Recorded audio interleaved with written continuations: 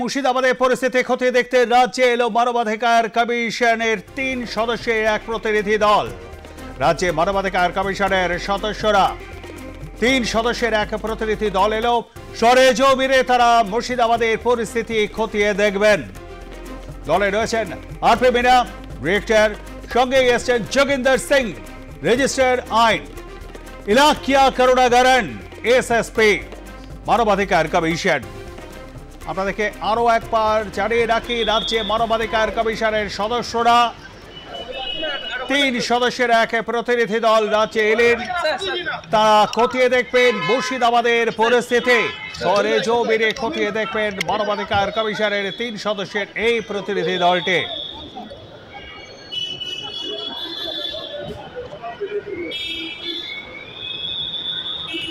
আমাদের সঙ্গে ফোনে রয়েছেন আমাদের প্রতিনিধি বিশ্বজিৎ পাল। বিশ্বজিৎ, কি আপডেট খবর আছে? তারা পৌঁছে কি কোনো প্রতিক্রিয়া দিয়েছেন?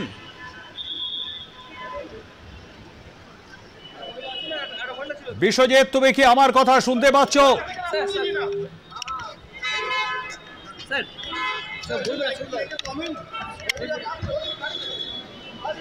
আপনাদেরকে আরো একবার জানিয়ে রাখি, রাজ্যে এলো মানবাধিকার কমিশনের 3 সদস্যের এক প্রতিনিধি দল।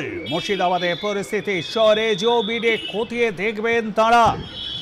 এই 3 সদস্যের প্রতিনিধি দল গতকাল রাতেই এসে পৌঁছেছেন দমদম বিমানবন্দরে।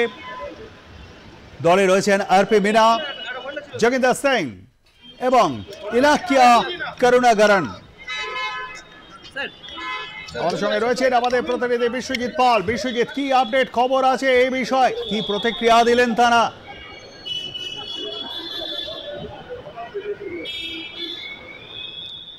বিশ্বজিৎ, তুমি কি আমার কথা শুনতে পাচ্ছ?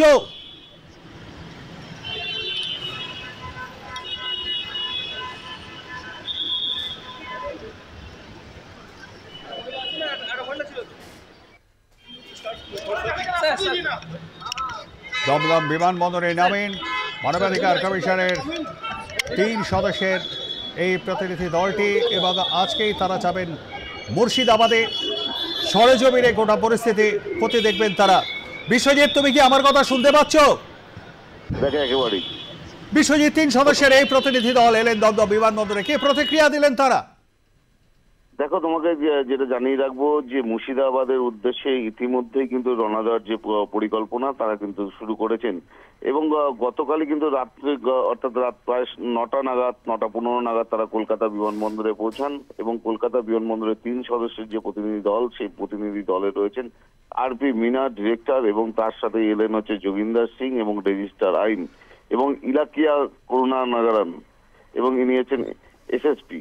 এই 3 সদস্যের প্রতিনিধি দল আজকে কিন্তু তারা মুর্শিদাবাদ যাবেন এবং যারা ওখান থেকে অর্থাৎ গৃহহারা হয়েছেন, যাদের ঘরদোর ভেঙে দেওয়া হয়েছে এবং তাদের সঙ্গে কথা বলবেন এবং কতজন ঘর ছাড়া রয়েছেন এবং সেই সমস্ত বিষয় খতিয়ে দেখবেন এবং কারা এই ঘটনা ঘটিয়েছে সেগুলো জানার চেষ্টা করবেন এবং সেখানে পুলিশের কি ভূমিকা ছিল এবং বিএসএফ এর কি ভূমিকা ছিল সেগুলো তারা জানার চেষ্টা করবেন এবং সাধারণ মানুষ যারা আক্রান্ত হয়েছেন তারা কত পরিবার আক্রান্ত হয়েছেন, তারাই হিন্দু পরিবারই বেশিরভাগ আক্রান্ত হয়েছেন এবং তাদের সঙ্গে কথা বলবেন। যদি কোনো মুসলিম পরিবারও আক্রান্ত হয়ে থাকে তাদের সঙ্গেও কথা বলবেন এবং সমস্তটা নিয়েই কিন্তু তারা আজকে কিন্তু এলাকায় ঘুরবেন, অর্থাৎ মুর্শিদাবাদের বিভিন্ন জায়গায় তারা যাবেন এবং তাদের সঙ্গে কথা বলার পরেই কিন্তু তারা সিদ্ধান্ত নেবেন এবং সেখানে কিন্তু কেন্দ্রীয় স্বরাষ্ট্র মন্ত্রক দপ্তরে কিন্তু জানাবেন এবং প্রধানমন্ত্রী দপ্তরে জানাবেন, এমনটাও কিন্তু আমরা জানতে পারছি এবং হয়তো আর কিছুক্ষণের মধ্যেই তারা কিন্তু